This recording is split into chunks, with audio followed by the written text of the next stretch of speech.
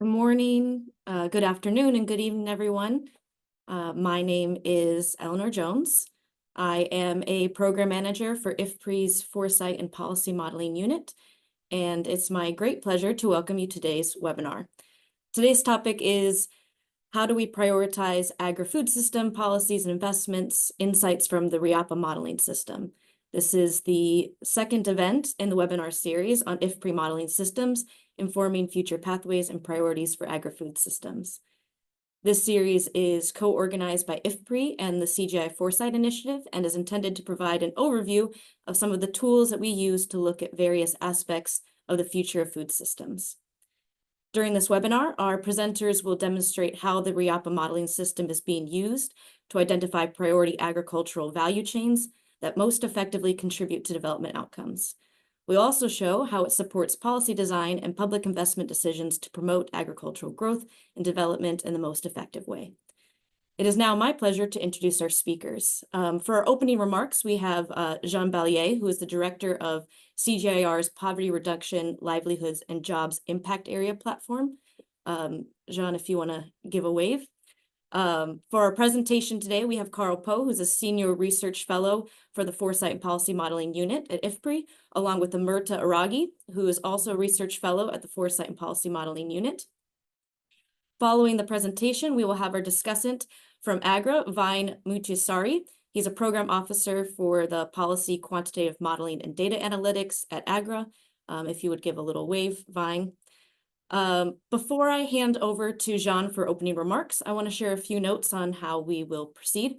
The presentation will last for about 25 minutes, with the rest of the time dedicated to questions and answers. Please feel free to send your questions via the Q&A window at any time during the webinar, and we'll do our best to answer as many as the time allows. When you ask your question, you can let us know who you are, where you're from, and what organization you represent. And finally, we are recording the webinar. We'll make it available on our website shortly after the live event. And with that, over to you, Jean. Thank you, Eleanor. Thank you for the invitation. Good day to everyone. It's a pleasure to be here with you once again and to introduce this webinar on policy prioritization in developing countries. And that's a challenge for me to introduce in 5 minutes such a rich and dense topic, and certainly it will not allow for a deep dive, but I would like at least to stress a few key points, 5 quick points actually, on the importance of effective tools such as RIAPA and the suite of tools that the RIAPA systems includes for effective policy making. So the first point is really, why does it matter? What does policy prioritization matter? Well, we all know that policy making is fundamentally about this, about prioritization. And as the background note to the seminar recalls, developing countries face unique challenges in balancing economic growth, social welfare, environmental sustainability, often simultaneously. And these are very difficult decisions to make with limited resources and often conflicting goals that require strategic decision making. So despite what we often still observe, we need to move beyond this magic bullet approach, trying to achieve multiple policy objectives with one policy or investment, and acknowledge that any policy change creates winners and losers. And it is essential to identify these groups and quantify potential gains and losses to determine the impact of a policy or an investment on growth, nutritious diets, income levels and distribution, jobs, and many more dimensions. But the second point is really about why it is important, as the RIAPA team shows, it is important to build data sets, methods, tools for better policy advice. And it is because without proper tools, policymakers are actually left in the dark and under the influence of groups, vested interested groups. And this is where Foresight exercises, policy monitoring and evaluation, cost-benefit analysis become essential. These tools provide the reality check by considering resource constraints, we should keep in mind that most countries have limited fiscal capacity and increasingly limited natural resource base, while they have also competing needs, and therefore choices are necessary. Choices that are difficult to make under these situations. And there is also a need for policy coherence, as we tend to forget. The policy coherence and prioritization helps to ensure that policy initiatives in different sectors, or sometimes in the same sector, complement each other, minimizing trade-offs and hopefully maximizing impact. The third point is really about why we need to accompany all this with capacity for institutional and individual capacity for better decision-making at the country level. My experience, for some of you, you know that I have been working a lot on policy reforms within the MAFAT program at FAO, and this experience has taught me that strengthening policy analysis capacity in countries is essential. It is necessary not only to empower governments to make informed choices based on evidence, but also to simply help accept policy support from outside. And I have learned that policy advice is of higher value and greater impact when it is a result of a close collaboration with local teams and partners, as it helps to navigate specific governance arrangements, accounts for structural constraints, and also to integrate societal preferences. Knowing that it could result in one transformation pathway with perhaps higher social inclusion and lower environmental footprints compared to another pathway that would actually have higher growth potential, but less of the other two dimensions. So my point is really that it is important to think about this policy scale and the governance level to more accurately elicit gain, losses, and trade-offs. The fourth point is really about these trade-offs.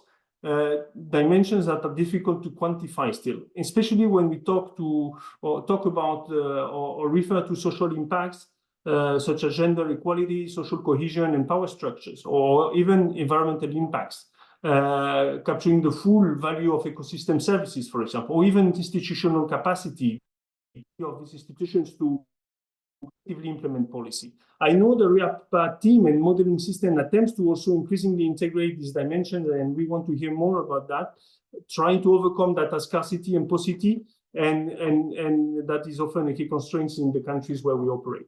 Last point is really about the additional benefit of transparency and accountability with these tools. That policy prioritization is also about that, making sure that we have better information for everyone, clearly defining priorities, and establishing many capacities that will, in the end, allow to track progress and all policymakers responsible for delivering on their promise. Finally, also about the timing of this seminar, I also want to refer to the fact that it is absolutely relevant to talk about this topic today as CGIAR undertakes another reform of its programs. This focus on policy prioritization is particularly relevant as we explore the mega programs, especially the one on policy mega programs, which already includes a strong component of foresight and other dimensions. Hopefully, it will also integrate other components on policy monitoring and evaluation, as well as a focus on cost-benefit analysis capacity to readily address policy requests by governments and provide timely, I would say, policy advice to inform strategic policy choices.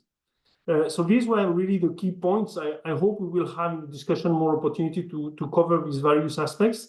But let me conclude here and allow the team to delve deeper into the IFPRI's RIAPA program and its experience in fostering objective policy assessment, making sure that we learn a lot about the potential of these tools, practically speaking, and how it could really help to address the needs of the countries we serve. Thanks a lot. Without further ado, I would like to give the floor to Karl to introduce the RIAPA modeling systems. Over to you, Karl. Thanks again. Thank you very much, Jean, for that great overview and setting the stage for us. So as Eleanor said at the start, myself and Emerta, we'll talk a little bit about the RIAPA modeling system and how we use that to inform some of these complex policy choices that Jean has been talking about. I think Jean has said a lot of this. Maybe one thing that I want to emphasize on this slide is that second point, this idea of agriculture as expanding development function. So for those of us working in the food and agricultural policy space, early on the focus of agriculture, for agricultural development was really what is agriculture's role in promoting growth and structural transformation. But nowadays, people are looking at agriculture to reduce poverty and inequality and to address food and nutrition security outcomes. There's an environmental element to all of these discussions. And so clearly there are multiple policy levers, and each with very unique impact channels and the trade-offs that Jean spoke about.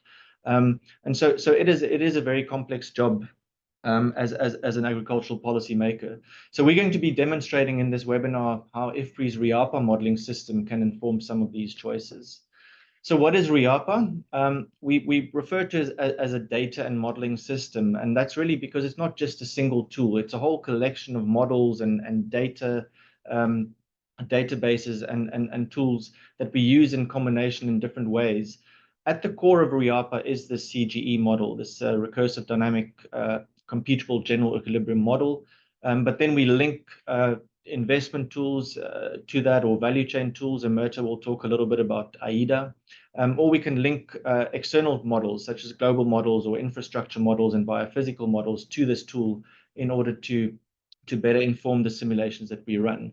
And then once we've run these policy simulation shocks through the model, we then also generate all sorts of additional outcomes on the agri-food system or on households. And the household dimension, the welfare dimension, is particularly useful. These are survey-based models where we look at changes in poverty and hunger, diet quality, etc., associated with different policies, investments, or external shocks.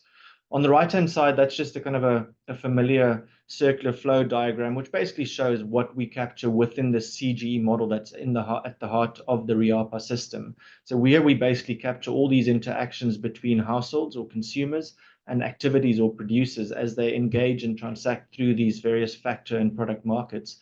And we also track transactions with the rest of the world through trade or international investment flows, and we explicitly model the role of government in this process as well. So this suite of tools is really useful for looking at an economy-wide level how policies, investments, or shocks affect economic sectors, workers, households, etc. So just for kind of takeaway key features of RIAPA, we capture these trade-offs that Jean mentioned. Government's choices, policy choices have opportunity cost and are associated with trade-offs, and we need to take that into account. We have a lot of detail in the RIAPA system within the agri-food system. And so the social accounting matrices, or the SAMs, that we use to calibrate these models include a lot of primary agricultural sectors and processing sectors and various food services, trade and transport services, etc. So we're really set up very well to be able to address questions about how the agri-food system is impacted by policies or shocks. I mentioned the micro-simulation models for welfare analysis. And then lastly, there's country coverage. We have over 35 countries now with RIAPA models running. And so we can do cross-country comparisons. And we capture the majority of the world's poor, unnourished people, agricultural workers in these models. So it's a really useful framework for us. So I'm briefly going to talk about one of the applications where we use RIAPA to identify priority value chains. And so our objective then is to find those value chains that are most effective at achieving various development objectives. So in principle, what that means is we run fairly straightforward or simple productivity shocks within different agricultural value chains. We then measure the impact of the growth that's generated by that value chain on outcomes such as poverty, hunger, diet quality, jobs, and growth. And we use that then to assess, how those value chains might be prioritized. And clearly, not all value chains are going to be equally effective at improving all development outcomes. And so we can also help governments think about, well, what combination of value chains might they want to prioritize?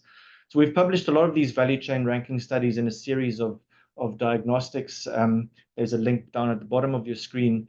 And so you can go and read. I think we have over 20 countries at the moment, and Shinshen Diao, our colleague, led all of this work over the last couple of years.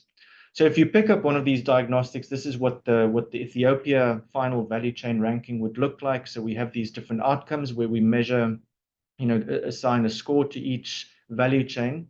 obviously these different scores, poverty, hunger, diet quality, and so on, are measured in different units. And so in order to do a comparison across scores, we need to normalize. And so we could transform these scores to a score that ranges from 0 to 1, with 1 being the strongest. And then we can take either a simple average or some kind of a weighted average across the different outcome dimensions to come up with this final value chain ranking that you see on the right-hand side here. So in the case of Ethiopia, for example, horticulture, wheat and barley, and cattle and dairy were some of the value chains that really performed well in that country. But they obviously had different strengths, as you can see there. Cattle, for example, very strong on job creation, wheat and barley stronger on the growth, and horticulture very strong on poverty and diets. So what we then wanted to do, as I said, we've done this work in over 20 countries in the series of briefs. I took the 16 African countries and did a bit of a synthesis just to see if we can learn some lessons from this body of work.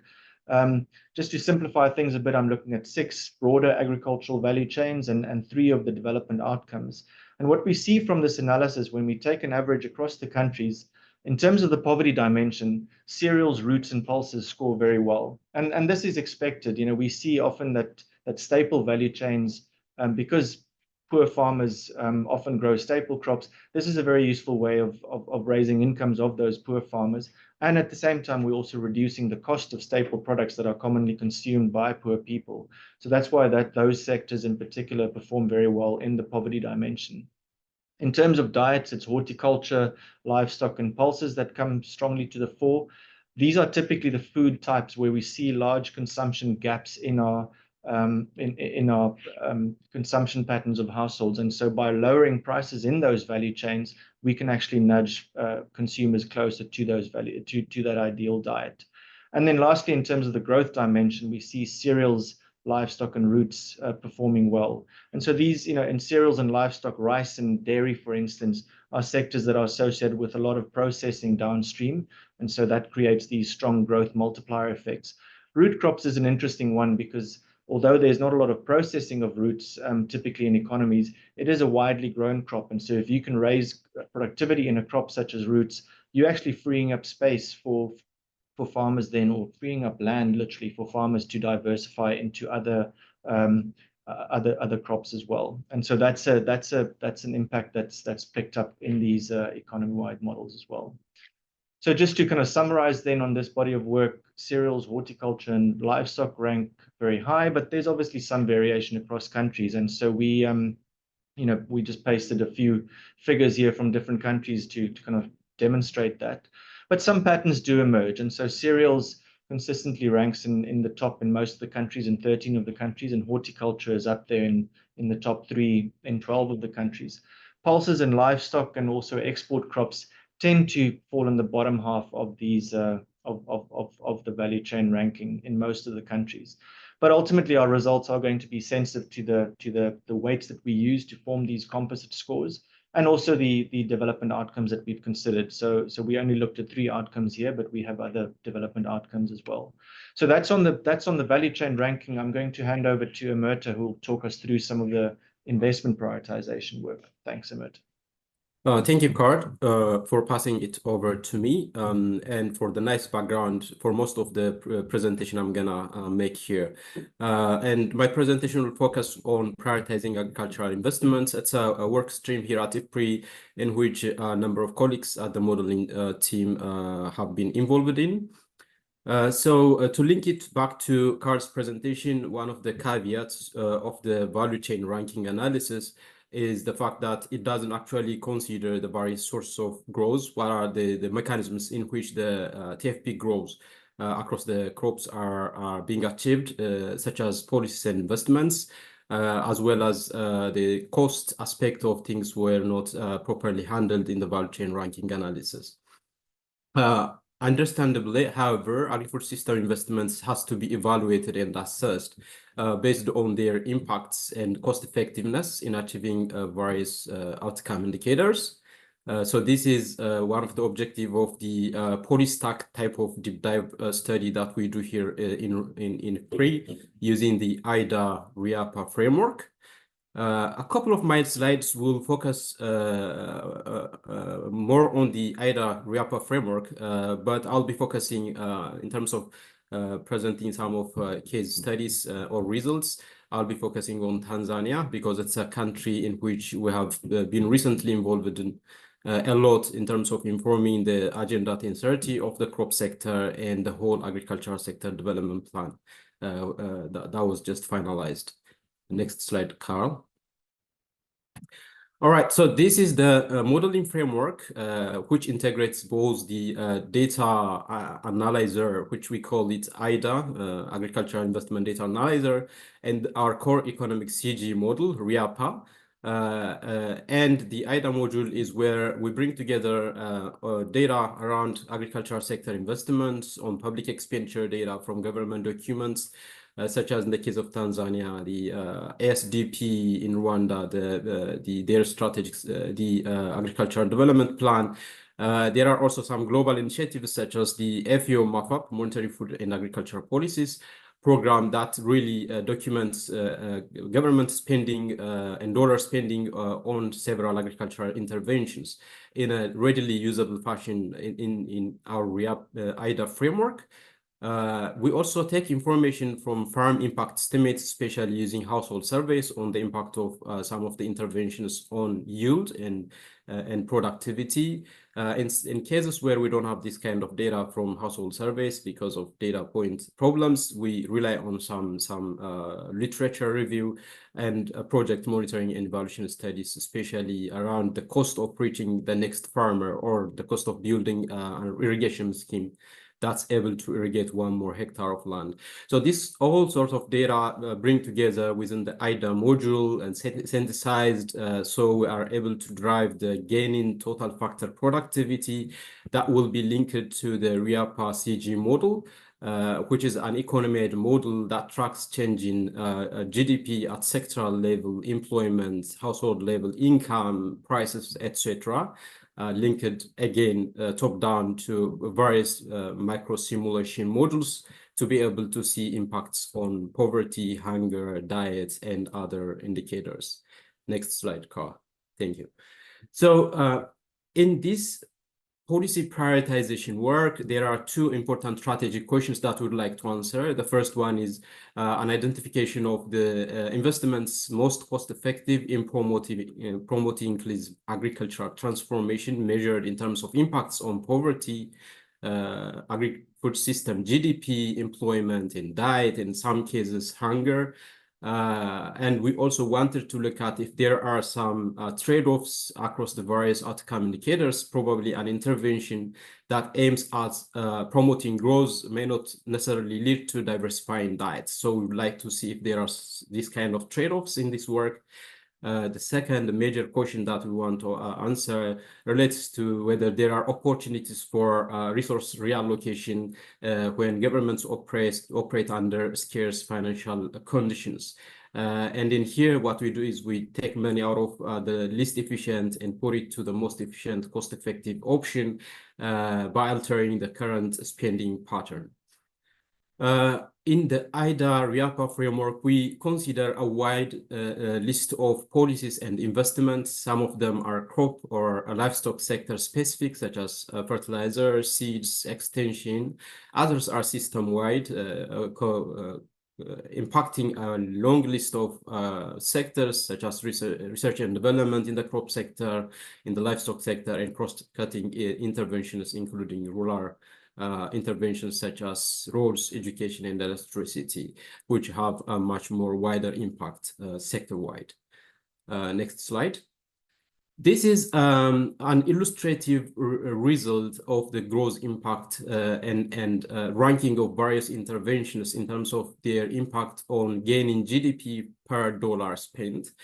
This is based on a recent Tanzania analysis, where we're able to see what type of investments are ranking on top and what type of value chains. So unlike the value chain ranking, we coin together investments and sectors, and we're able to see which of the sectors would be much more rewarding in terms of this specific outcome indicator, GDP.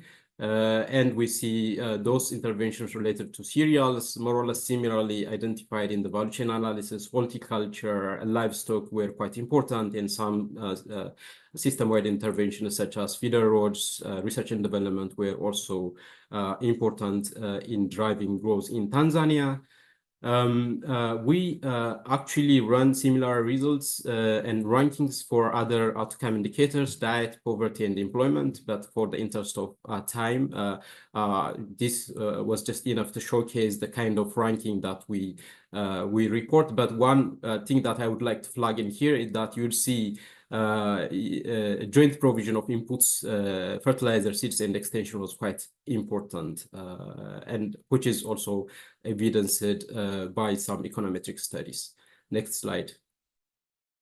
All right, so this is the weighted score because we have seen in our analysis that there was no single intervention that was the best at achieving all of the 4 outcome indicators. So we have to normalize in the way Karl showed and rank the indicators and show that under an equal weighting, interventions related to cash crop, horticulture, and livestock were quite important in Tanzania. And the size of the bars for each intervention shows which of the outcome indicator was behind those scores. Next slide will take me to answering the final research question. Karl, next slide. And that relates to budget right sizing, where we were taking money out of the less efficient intervention and putting it to the most efficient intervention until such a case that there was no further inclusive agricultural transformation outcome was observed. And this implies for the case of Tanzania that putting money more on research and development, extension, and joint provision of inputs was quite strategic. And sector-wise, if we put money more on horticulture, cash crops, and livestock, that would be a kind of budget pattern that would result in a greater inclusive agricultural transformation measured in terms of the 4 outcome indicators.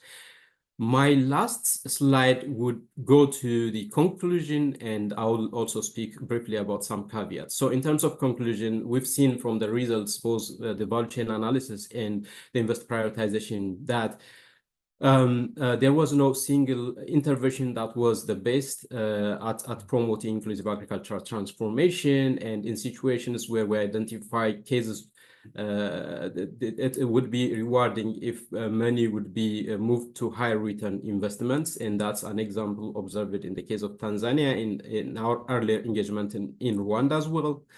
In terms of caveats, we only consider a few lists of investments and policies. A lot more can be added. Development outcomes were also considered, but there are diverse development outcomes being considered by policymakers when making investment decisions, such as environmental outcomes. That has to be added in the list. And this has to do with the fact that our score, the weighted score, really depends on the outcome indicator that we consider, as well as the policymakers' preference towards one or the other outcome indicator. What constrains us in terms of doing the same work across a wide list of countries is data issue. And the fact that the ranking of investments really depend on the quality of data around unit costs and impact coefficients, implying a lot more to be done. Thank you so much. With this, I'll pass it over to Vine. Thank you.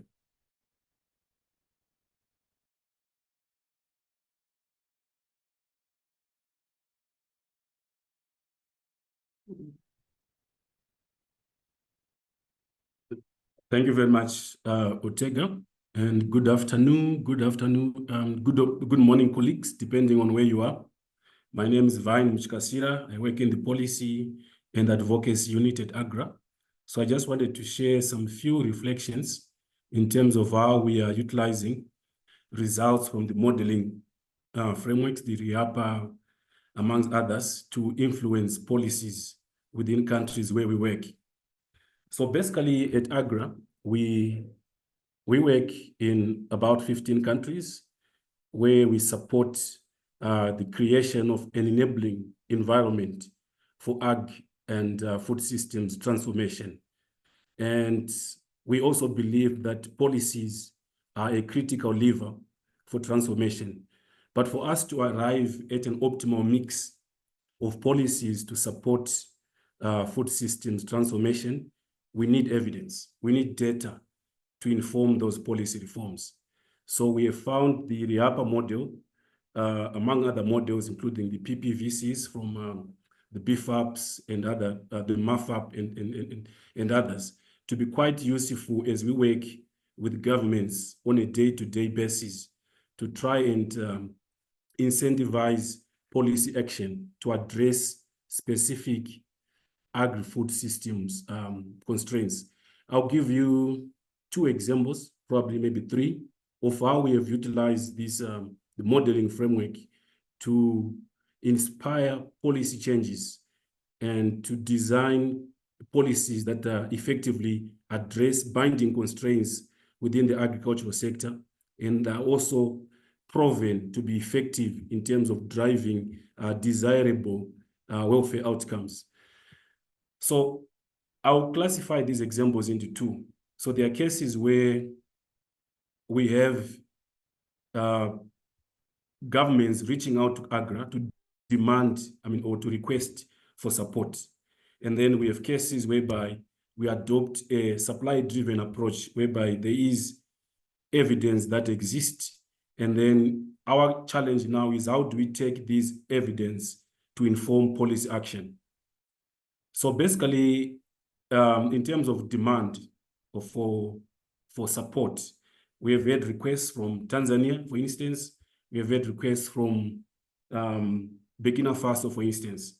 I'll start with the Burkina Faso case. So the Burkina Faso, it was support around import substitution for rice. So this was as a result of the realization that the country was importing more than 300,000 metric tons of rice annually to augment their consumption requirements. And because of that, the government had realized that there's need for action. And to do that, they'd come up with a flagship program called Producing 1 Million Metric Tons of Rice. So they reached out to AGRA and say, please help us to execute and to implement this flagship program. So the entry point, we know RIAPA has done models in Burkina Faso, amongst other countries. So our mandate now was, how do we utilize some of this evidence to support, the implementation of this flagship program? So we utilize results of this CGE modeling, and also complemented by, micro simulations whereby you analyze the investment options, the business cases, the development cases that RIAPA model actually typically produces.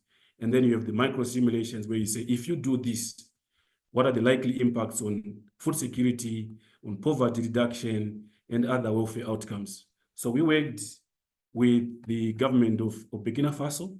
We examined specifically about 5 or so policies to try and prioritize in terms of where do we come in? Is it through productivity enhancement alone, or should we complement the productivity enhancement with, trade enhancement kind of policies? So we did some analysis and we were able to come up with a position whereby the government was advised against, don't just put, import bans or export bans, but you could actually adopt a broader, approach whereby you can also boost your own production. It was the same thing in Tanzania. My colleague who came before me talked about the Agenda 1030. We also went in, supported the government of Tanzania in terms of how do we design a flagship and how do we implement it to make sure that it's adequately resourced and it's adequately supported in terms of human resource capacity, because at AGRA, we also run a capacity development program whereby we build capacities of mandated institutions to make sure that we have the right resources, the right mindset, so that we rally resources across the sector, including the non-state actors, so that we mobilize resources to adequately fund the flagship programs that are required to implement and execute some of the results that are informed by the RIAPA modeling. And also, in a nutshell, at AGRA, we have also adopted a broader policy implementation framework that is anchored on political economy, that is anchored on institutional economics, whereby we say, okay, instead of just designing policies that are informed by RIAPA, we also need to adopt a broader delivery approach, whereby you incentivize the right people to execute those policies. And that delivery framework is anchored on 4 principles or 4 Ps. It's about prioritization of policies, and beyond prioritization, you need appropriate policy reforms, to design policy reforms to implement them. And you need adequate planning so that you translate, ambitions into action. You also need performance management. We have seen countries like Rwanda that is used like performance contracts so that you incentivize the actual execution of those policies that either informed by RIAPA or also as a result of other diagnostic studies that inform some specific policies. So in a nutshell, that's what we do at AGRA. That's how we have used some of the results emerging from the RIAPA modeling. And where evidence exists, by and large, we try by all means to make sure that we consolidate the evidence from different sources, and then we translate it in a way that is readily available to policymakers so that they can pick it up and enhance the uptake of some of these recommendations. And then we can actually see much impact in terms of sustainably transforming agri-food systems in Africa. Thanks, colleagues. Over to you, Eleanor. Thanks very much to all of our speakers. Now we will have the opportunity to hear some questions that are on our audience's mind. Just a quick reminder, please enter your questions in the chat. We'll be able to monitor them on our side. If I can invite all the speakers now to join me on screen.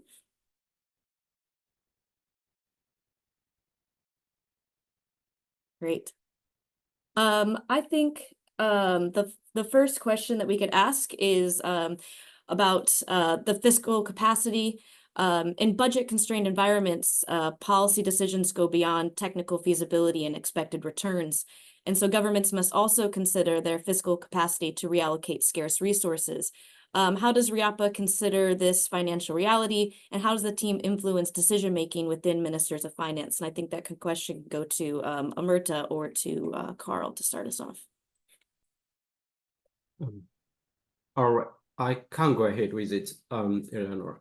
So yeah, I can see two aspects of this, the fiscal space, and one is that when governments operate under constrained financial situation, where would be the cost-effective way of investing those resources. And the RIAPA framework, especially if you recall the second strategic objective would like to answer under that analysis was if reallocating financial resources would be rewarding and where the money has to go. So by way of doing this kind of analysis and providing further insights, the RIAPA work would contribute to discussions on allocating scarce financial resources.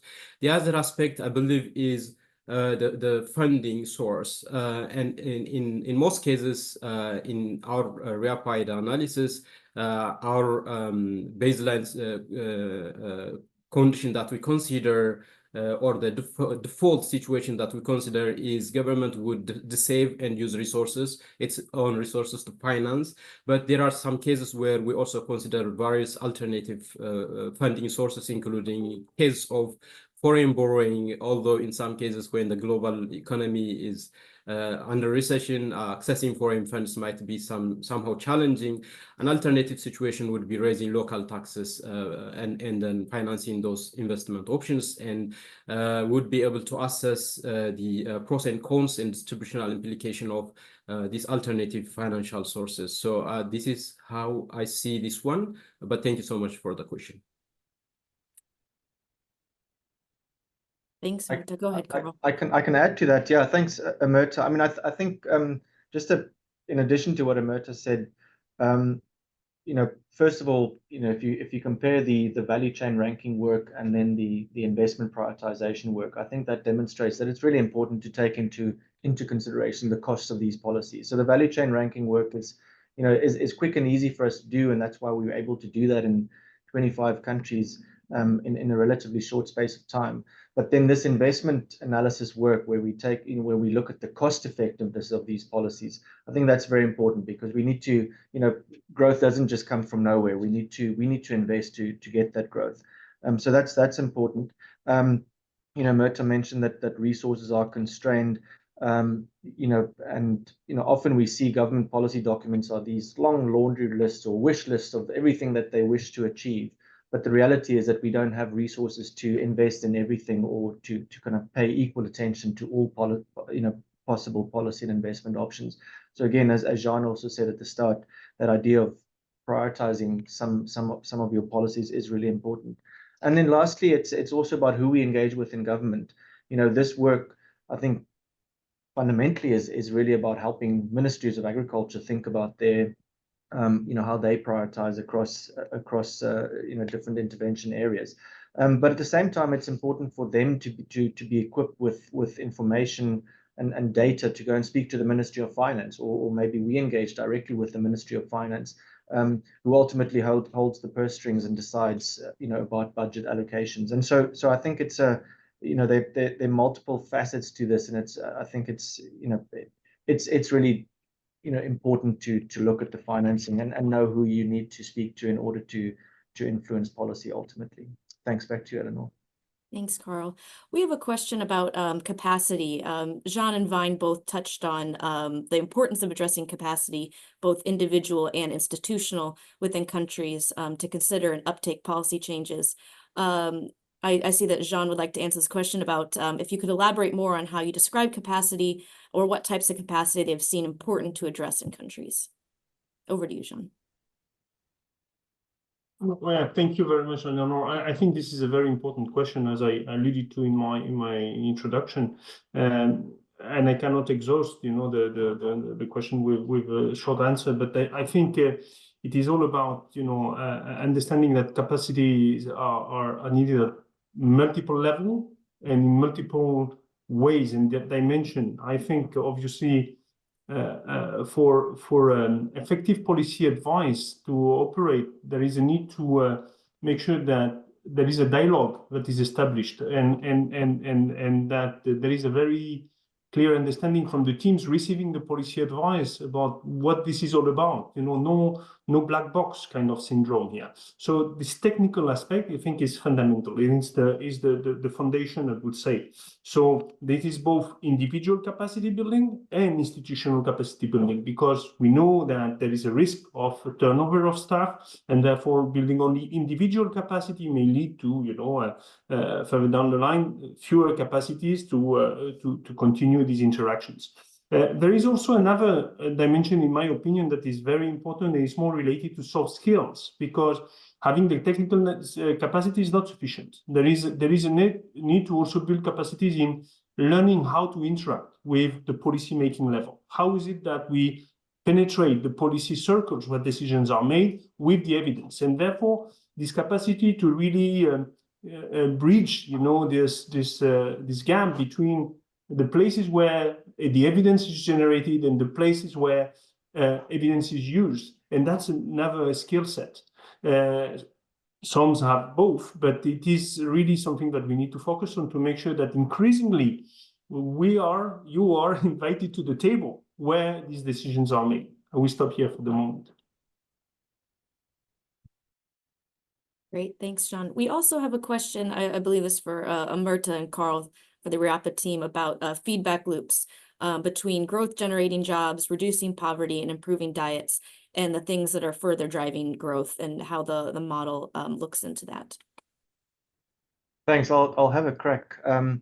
Yeah, great question. Thanks, Noreen. I think the way the model is set up, we would shock productivity, and the first impact really then is on growth and household incomes, and we derive the the poverty metrics from there and look at how diets respond to, dietary choices respond to changes in relative prices and income changes, etc. And then it kind of ends there, right? And typically in these models, but something we've often kind of considered and that some people have looked at is to then say, well, if we have better diets, improved nutrition outcomes, that may have future implications for workers' productivity or for future health, and so maybe governments wouldn't have to spend so much on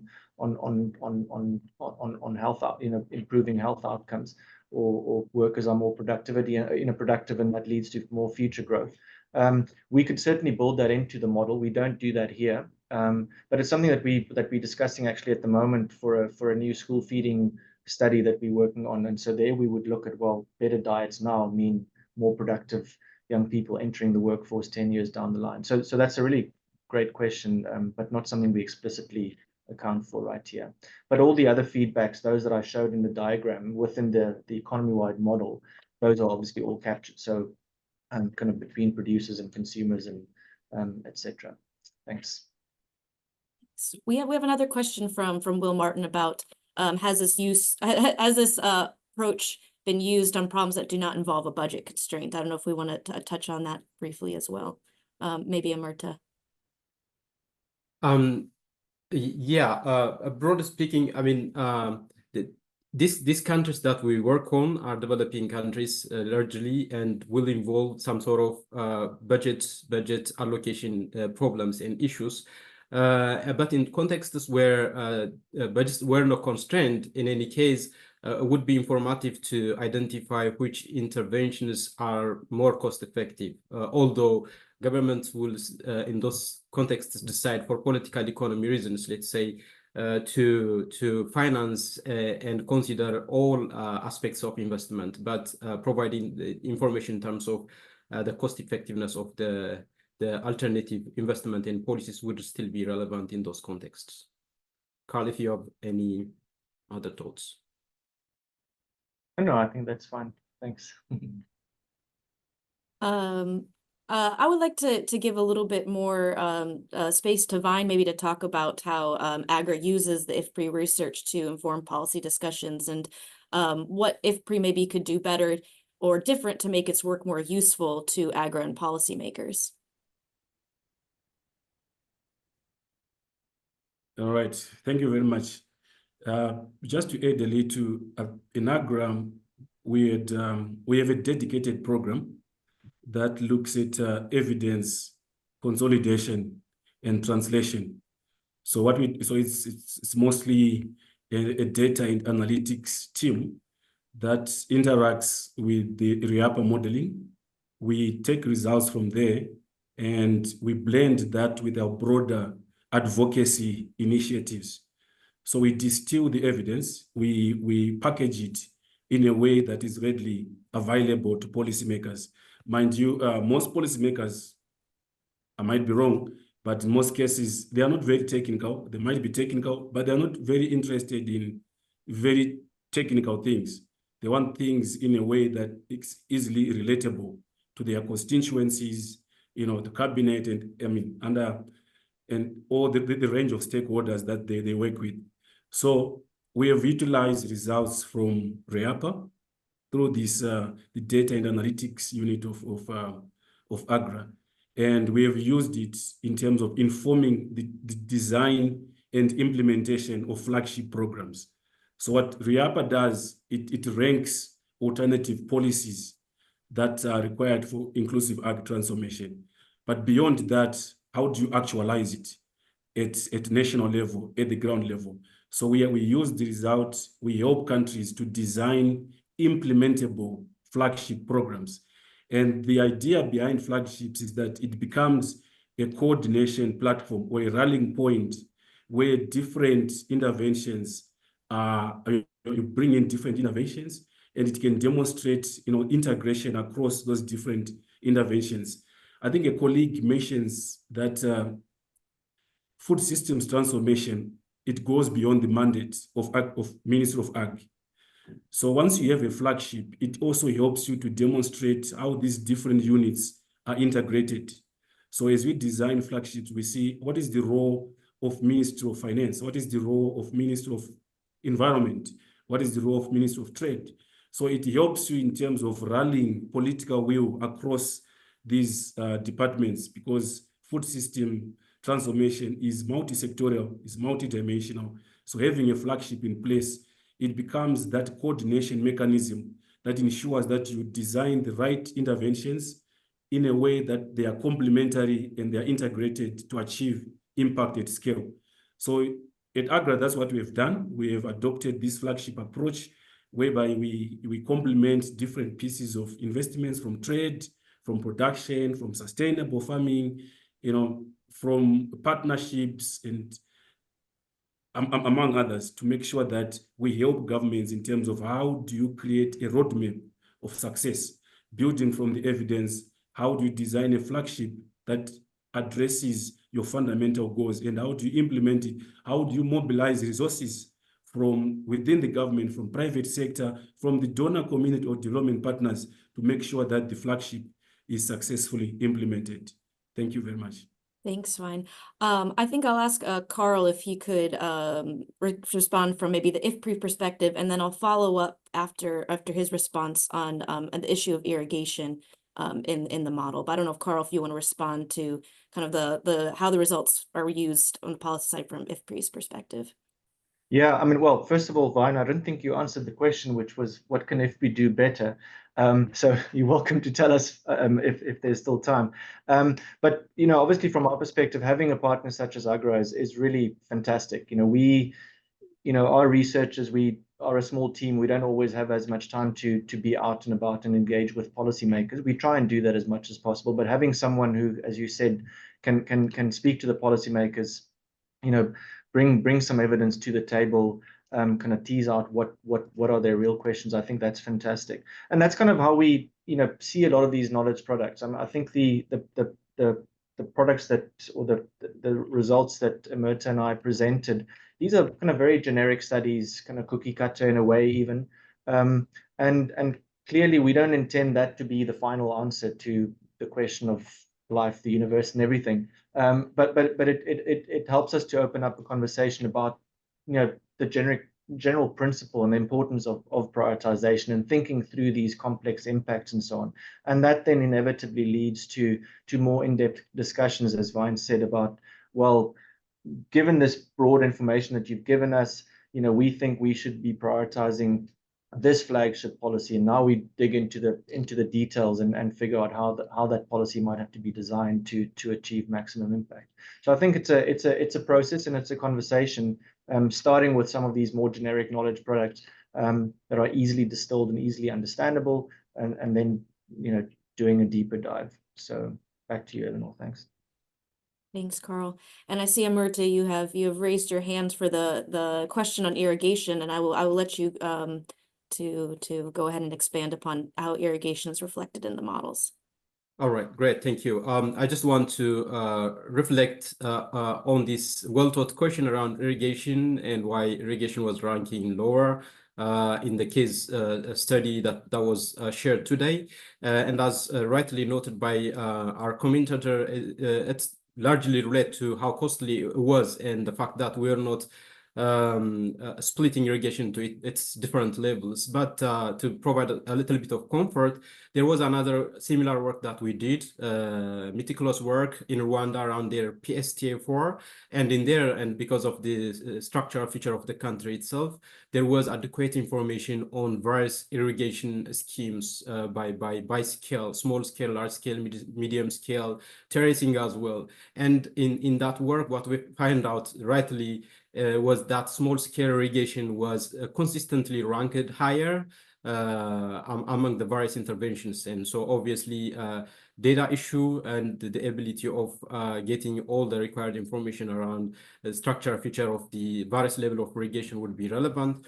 In IFPRI, there is also an attempt to overlay climate change on top of our policy stacks, the various policy options, and see whether the ranking would change if we account for, let's say, 1 in 20 years or some frequent weather shocks in the economy. So we are heading to that direction to better handle the use of irrigation in the economy in this era of climate change. Just to replicate, to say this one. Thank you. Thanks, Emerta. I think that I will give one of our last questions to Jean. As a leader in the CGIAR, you have been closely involved in the CGI reform process. How do you see the reforms at both strategic programming and organization level contribute to stronger uptake of evidence to inform policy choices by governments?